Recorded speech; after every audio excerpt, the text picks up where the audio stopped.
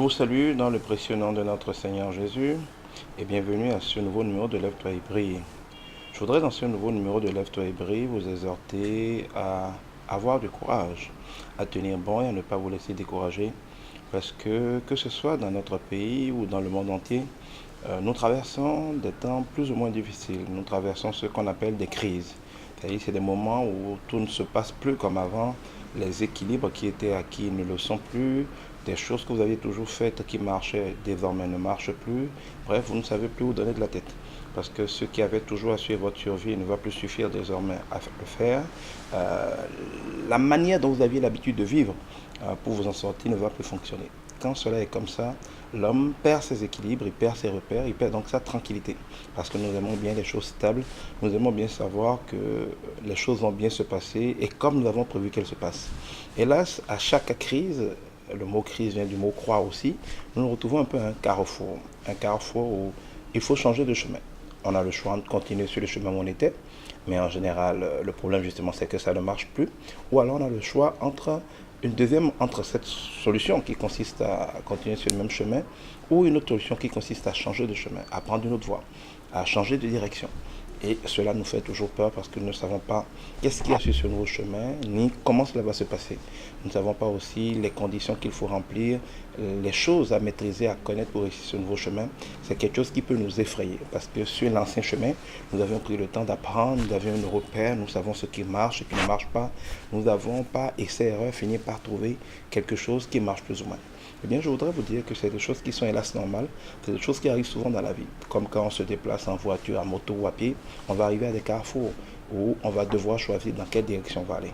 Cela n'est pas confortable, mais c'est des choses qui vont arriver toute notre vie et qui vont arriver de plus en plus souvent. Que ce soit dans le pays où nous sommes ou que ce soit dans le monde, les crises vont se multiplier. Peut-être aussi parce que nous tendons vers la fin des temps, comme l'annonce la parole de Dieu, nous allons avoir de plus en plus des situations inconfortables à gérer. Quand c'est comme ça, vous ne pouvez pas réagir simplement humainement, parce qu'humainement, vous allez essayer toujours de chercher dans vos propres capacités la solution. Vous allez essayer de chercher en vous-même ou dans les autres hommes comme vous la solution. Et là, cela ne marchera pas. La parole de Dieu nous dit, malheur à celui qui se confie en un homme. Il sera souvent déçu. Parce que les hommes ne savent pas tout, les hommes ne peuvent pas tout, les hommes ne vous aiment pas toujours, les hommes ne sont pas toujours sincères, les hommes sont parfois hypocrites. Et parfois, même quand les hommes veulent vous aider, ils ne sont pas capables de vous aider parce que même ils n'ont pas fini de régler le problème. Vous pouvez bâtir tous vos plans sur quelqu'un qui veut vous aider, ou vous épouser, ou vous donner un emploi, ou acheter chez vous. Puis subitement, lui-même, il perd l'argent, il se retrouve en faillite. Donc, il ne peut plus vous aider. Ou alors, subitement, il meurt, et puis donc, il ne peut plus vous aider. Donc, on ne peut dans tous les cas pas se confier en un homme. Surtout que pour pouvoir vous aider, il faut savoir où vous allez. Et Dieu seul sait où nous allons. Ça veut dire que dans des moments de crise comme ceci, il va falloir compter davantage sur Dieu. Et nous le savons un peu intuitivement, parce que dans des moments de crise comme ça, vous allez voir que la plupart des gens vont se retourner vers des choses en griffe spirituelle. C'est le moment où ceux qui vont à l'église vont plus à l'église, ceux qui vont à la mosquée, c'est le moment où ils vont prier beaucoup plus. C'est aussi le moment où les gens vont aller voir plus les devins, les charlatans, ils vont lire beaucoup les horoscopes, ils vont faire beaucoup de consultations, ils vont essayer de trouver des grands maîtres pour les aider, ils vont chercher des talismans, des bagues magiques, des savons magiques, de l'eau magique. On cherche un peu dans le surnaturel une solution, parce que dans les choses naturelles, dans les choses que nous maîtrisons, que nous comprenons, on se rend compte que ça ne fonctionne plus. Nous avons raison dans un certain sens d'aller chercher dans le surnaturel la solution. Mais il faut bien faire attention à ce qui se passe dans le surnaturel parce que tout n'est pas bon dans le surnaturel. Le surnaturel, c'est la dimension invisible. Nous vivons dans le monde visible, le monde des choses matérielles. Notre corps, par exemple, relève du matériel. Mais nous avons la chance, en tant qu'hommes, nous ne relevons pas seulement du matériel, nous relevons aussi du spirituel. Parce que nous avons un esprit invisible, mais bien réel, qui est dans notre corps. Quand je vous parle, vous voyez mon corps, mais ce n'est pas mon corps qui vous parle. Mon corps n'est qu'un instrument entre les mains de mon esprit qui vous parle. C'est mon esprit qui parle à votre esprit.